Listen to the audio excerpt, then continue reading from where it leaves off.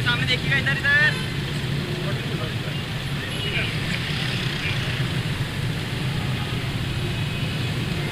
करने का मकसद ये था कि जो माहौलियाती आलूदगी है, जिसकी वजह से अभी हम देख रहे हैं कि बारिशों का जो है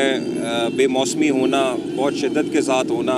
और ये जितने जो हैं ये डिज़ास्टर्स जो कि हैं ये इसकी वजह से माहौलियाती तब्दीली की वजह से आ रहे हैं। इसके सिलसिले में जी अवेयरनेस उजागर करना है और इसके अंदर जो है ताकि हम अभी से इसके ख़िलाफ़ जो कोई ना कोई